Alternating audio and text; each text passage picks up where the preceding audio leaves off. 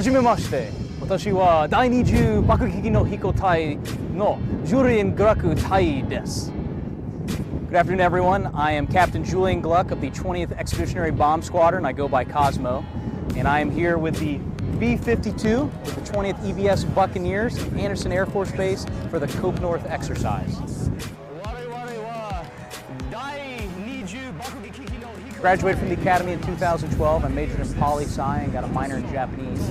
And towards the end of my time there, I heard about the Language-Enabled Airman program. I applied, and over the course of being in that program throughout my short Air Force career so far with pilot training and flying bombers, I've had the opportunity to go to Japan 3 times. I've found that these programs and a little bit of study on my own have been useful, whether we have Japanese dignitaries that want to learn about the B-52 like we just had today, or just ordering sushi. It's been a very opening experience, and I've enjoyed the Air Force allowing me to pursue one of my passions here. The most rewarding part has honestly been coming from a very small town in Georgia and a family that we spoke English solely in the home. Being able to learn Japanese, or for a lot of people in LEAP, any other language that they learn, it's just wild to think about coming from this background and what the Air Force has afforded me to learn, and going to a sushi restaurant and being able to order the sushi in Japanese and being able to check out Japanese aircraft taxiing by. It's been pretty cool.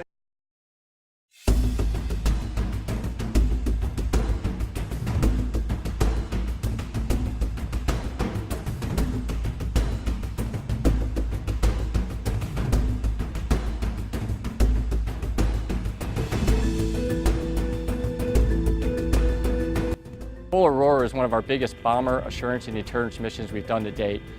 BAD, or Bomber Assurance and Deterrence Missions, are missions designed to show our NATO and allied partners around the world that we can, at a moment's notice, project our global reach and global power to those parts of the world.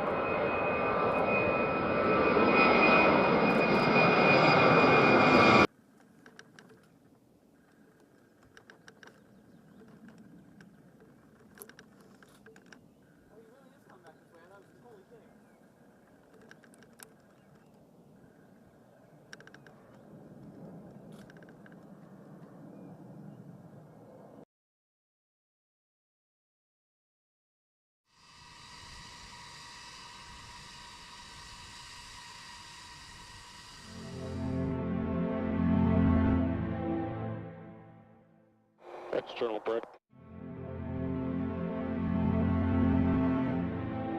Roger, completed. Well, one thing that's pretty interesting about the B-52 is the B-52, the ones that we're flying today have been around, they were built in 1960. So if you look at the B-52 and how long it's been in service, it's one of the longest lasting airplanes in the U.S. inventory at this time. And one thing that I think is interesting about the B-52 is many different generations have flown this aircraft. My father flew the B-52. Now I've flown the B-52 for about 18 years. So there's many different stories like that where different generations have flown the same aircraft over and over again. Well, on Anderson, the B-52's mission is to provide stability to the Pacific AOR. And it does this basically in two different ways. One is it provides stability by deterrence of any potential adversaries, and the other way that it provides stability is it also reassures our allies that if they should meet any aggression from these potential adversaries, that we would be there to respond quickly and decisively. After the Vietnam War, we had a large cache of bombs that were here at Anderson. The most prolific bomb that was here was the M117. This is a 750-pound bomb that was used in Vietnam during the Arc Light raids. It was basically designed to make sure that the North Vietnamese were back to the bargaining tables. After the Vietnam War ended, those weapons were still here, and they're 1970s type weapon.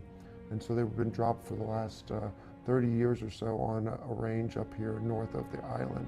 And last year they dropped the last of those weapons. So it was a good history marker from 30 years ago all the way up until now to drop the last weapons.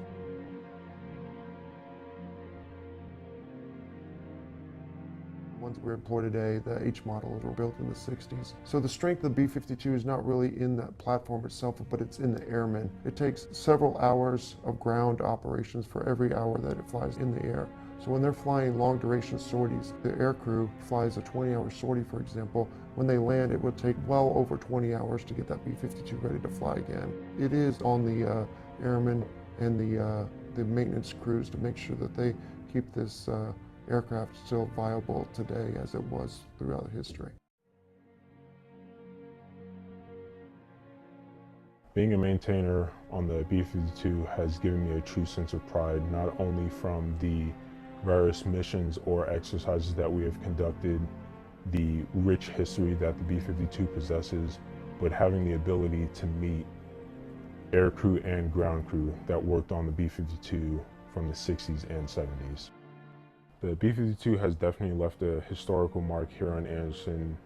During the Vietnam era, the B-52, its main capability was carpet bombing, which essentially it just dropped munitions out of the bomb bay, whereas now we can still do that as well as launch Alcoms and Calcoms, which we can launch up to 2 to 3 hours away from our target, and the aircrafts being outside of the blast radius.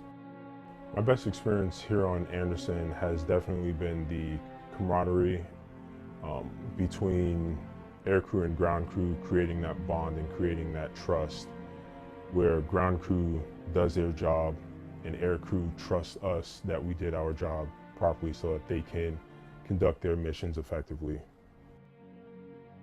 The B-52 has definitely paid its dues here at Anderson, and it's going to be sorely missed, but we're looking forward to a new era of bringing in the B-1 and a different airframe to make history here at Anderson with the B-1s.